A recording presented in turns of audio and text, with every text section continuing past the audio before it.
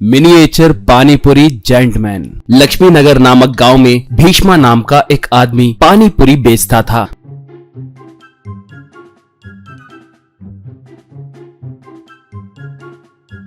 मगर उसके भोलेपन का फायदा उठाते हुए गांव में रहने वाला गब्बर नाम का एक गुंडा और उसके आदमी आकर आए दिन मुफ्त में उसके पास पानीपुरी खाकर जाते थे।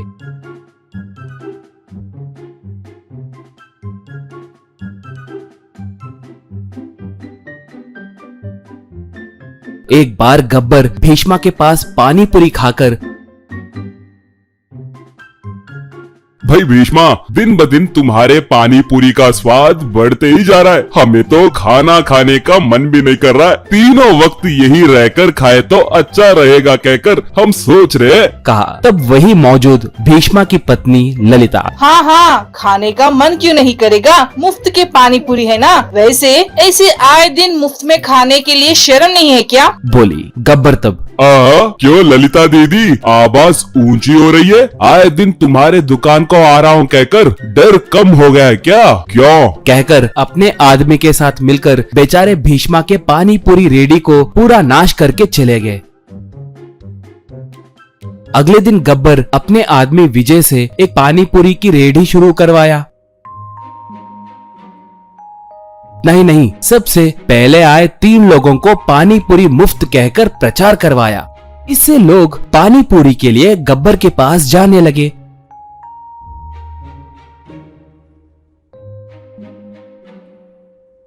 अब भीष्मा वालों का व्यापार ठीक से नहीं चल रहा था।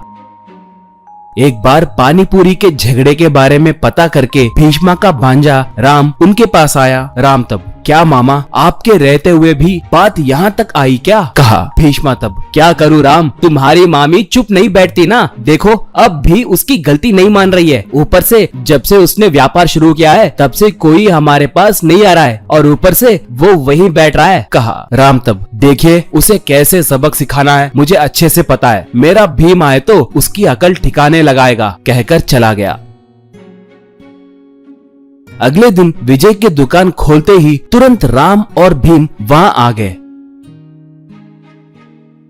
अब विजय से राम, हम फर्स्ट आए, भाई पानीपुरी दो भाई। कहा। विजय तब, ये क्या, ये इतना बड़ा है, ये जायंट मैन है क्या?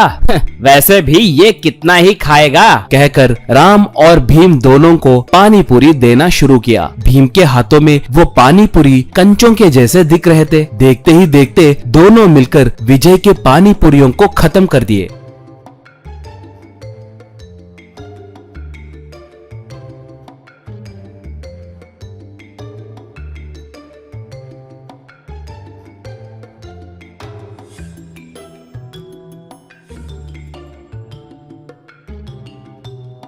इतने में वहां पर आए गब्बर को विजय ने जो बीता वो सब बताया। गब्बर दंग हो गया। भीम से, गब्बर, क्यों रे, इस गब्बर से चैलेंज करोगे? मैं कौन हूँ जानते हो ना, पहले जितने खाए उसके पैसे दो। कहा। ये सुनकर भीम को गुस्सा आया और वो गब्बर को एक घूंसा मारा। बस इससे गब्बर उड़कर बगल में मौजूद एक पेड़ पे जाकर गिरा। विजय से भीम, देखो भाई, तुम्हारी पानी पूरी अद्भुत है। आए दिन इसी टाइम को आऊंगा, तुम भी टाइम पे आ जाना, लेट मत करना, नहीं तो तुम भी उसके जैसे पेड़ पे चढ़ोगे, ठीक है? कहकर चला गया।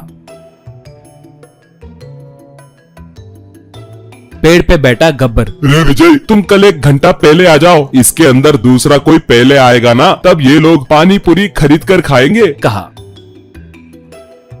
वैसे ही विजय अगले दिन 1 घंटा पहले आया। उसने आकर देखा तो वहां पर पहले से ही भीम और राम पलंग पर सो रहे थे।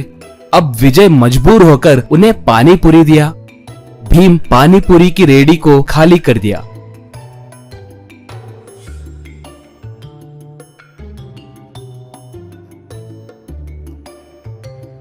अगले दिन भीम और राम दोनों विजय के घर के बाहर पहरेदारी करने लगे। उन्हें देखकर विजय, भाई आप लोगों को कोई काम नहीं है क्या? मेरे घर के पास क्या कर रहे हो? पूछा। भीम तब, भाई कल तुम 1 घंटे पहले आए थे ना, हम पहले आए थे इसलिए अच्छा हुआ, नहीं तो तुम्हारे पानी पूरी को हम मिस करते थे, इसलिए आज घर के पास ही रहकर तुम्हारे साथ तुम्हारे ठेले का पीछा करेंगे कहकर रह गए। भाई तुम्हारी पानी पूरी अद्भुत है, कहा। विजय तब, क्या भाई तुम मुझे फॉलो करोगे? 1000 लोगों के स्टॉक को भी तुम अकेले खा जाओगे लग रहा है। मैं ये व्यापार छोड़ रहा हूँ, उस गब्बर के वजह से मुझे 1 लाख रुपए का नुकसान हुआ है। हाथ जोड़ता हूँ, चाहे तो आप उस गब्बर के पास जाकर मुफ्त के पानी पूरी खाओ, कहकर अंदर भागा।